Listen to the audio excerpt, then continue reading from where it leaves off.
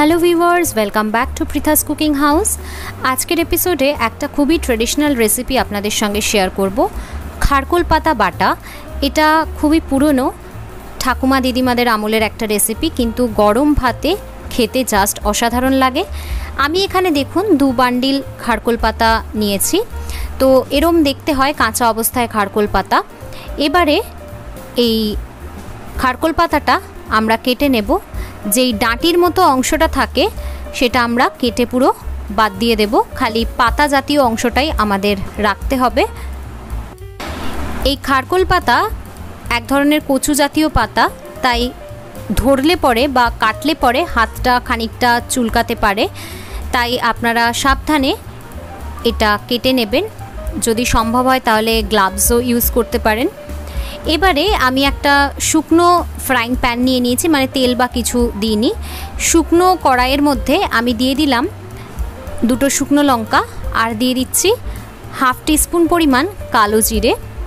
তারপরে অ্যাড করছি 4টে কাঁচা লঙ্কা। ঝালটা অবশ্যই আপনারা আপনাদের স্বাদ অনুযায়ী দেবেন, তবে এই খারকোল পাতা বাটা একটু ঝালঝালি ভালো লাগে, তাই আমি একটু বেশি পরিমাণেই কাঁচা লঙ্কা ব্যবহার করলাম। তারপরে অ্যাড করলাম রসুন। আমি এখানে 20 থেকে 22টা রসুন কোয়া ইউজ করেছি। এই সমস্ত কিছুকে শুকনো কড়াইতে একটুখানি আমাদের নাড়াচাড়া করে নিতে হবে বা টেলে নিতে হবে। প্রায় 1.5 থেকে 2 মিনিট ধরে শুকনো কড়াইতে নাড়াচাড়া করে নিয়েছি সমস্ত কিছু। এবারে একটা পাত্রের মধ্যে এই সমস্ত কিছুকে আমরা তুলে রেখে দেব। খারকোল পাতাটা খুব ভালো করে ধুয়ে বেছে আমি রেখেছিলাম। এবার এই পরিষ্কার করে রাখা খারকোল পাতাটা কড়াইয়ের মধ্যে দিয়ে আমরা শুকনো কড়াইতে একটুখানি নাড়াচাড়া করে নেব বা টেলে নেব।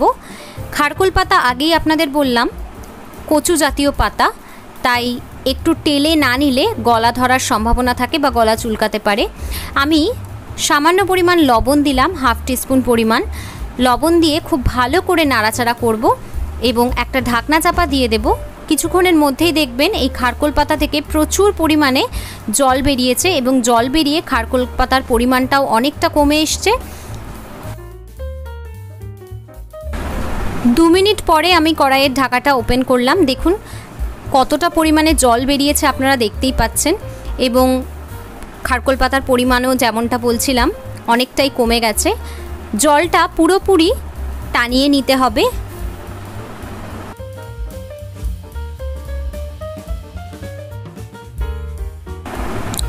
খুব ভালো করে নেড়েচেড়ে পুরো জলীয় ভাবটাই আমাদের টানিয়ে নিতে হবে বা জলটা মারিয়ে নিতে হবে।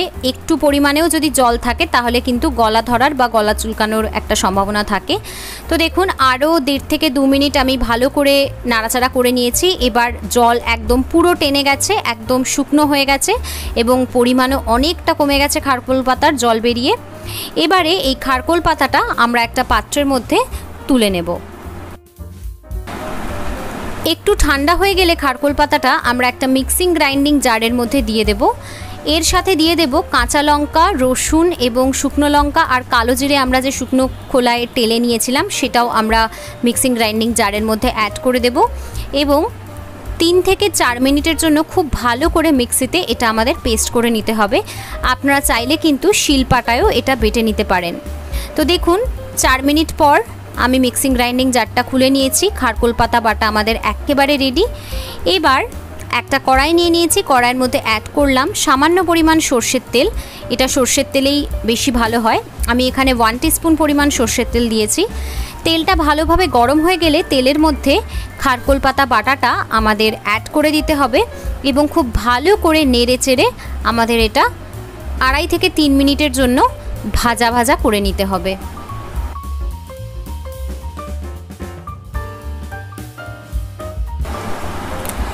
প্রায় 2.5 মিনিট পর আমাদের খারকোল পাতা বাটা ভাজা প্রায় রেডি। এই অবস্থায় আমাদের একটু লবণটা চেক করে নিতে হবে, যেহেতু খারকোল পাতার জল বের করার সময় আমরা খানিকটা লবণ দিয়েছিলাম। সুতরাং যদি টেস্ট করে মনে হয় লবণের প্রয়োজন আছে তাহলে এই অবস্থায় একটু লবণ দিতে হবে। আমার লবণটা একটু কমই লেগেছে, তাই এই অবস্থায় স্বাদ মতো আমি আরও খানিকটা পরিমাণ লবণ একটু দিয়ে দিচ্ছি। আপনারা চাইলে সামান্য পরিমাণ একটু মিষ্টি বা চিনিও ব্যবহার করতে পারেন, তবে আমি দিচ্ছি না। এই বাটা জাতীয় জিনিসে মিষ্টিটা অ্যাভয়েডই আমি করি। খুব ভালো করে লবণটা আমাদের নেড়েচেড়ে মিক্স করে নিতে হবে এবং আরও 1.5 থেকে 2 মিনিটের জন্য এই খারকোল পাতা বাটাটা আমাদের ভাজা ভাজা করে নিতে হবে।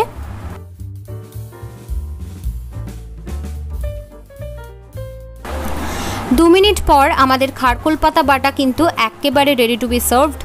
এবার গরম গরম ভাতের সঙ্গে গরম গরম খারকোল পাতা বাটা আমরা সার্ভ করব। গরম ভাতের সঙ্গে এই খারকোল পাতা বাটা শুকনো করে মেখে খেতে অসাধারণ লাগে। আমার তো প্রায় সব ভাতই খাওয়া হয়ে যায় এটা দিয়ে। আপনারা অবশ্যই বাড়িতে এইভাবে খারকোল পাতা বাটা ট্রাই করুন, আর ট্রাই করলে আমাকে নিচে কমেন্ট করে জানাতে ভুলবেন না কেমন লাগলো। রেসিপিটা যদি ভালো লাগে ভিডিওটাতে অতি অবশ্যই লাইক করে দেবেন এবং ভিডিওটা সকলের সাথে শেয়ার করে দেবেন। আর আমার চ্যানেলে যদি আজকে প্রথমবার এসে থাকেন এবং চ্যানেলটা এখনও সাবস্ক্রাইব করে না থাকেন, তাহলে অতি অবশ্যই চ্যানেলটাকে সাবস্ক্রাইব করে দিয়ে পাশে থাকা বেল নোটিফিকেশন আইকনটা অন করে দেবেন। তাহলে আমি চ্যানেলে যখনই নতুন কোনো রেসিপি আপলোড করব নোটিফিকেশন আপনার কাছেই সববার আগে পৌঁছবে। খুব শিগগির হাজির হব পরবর্তী এপিসোডে। Till then, bye by.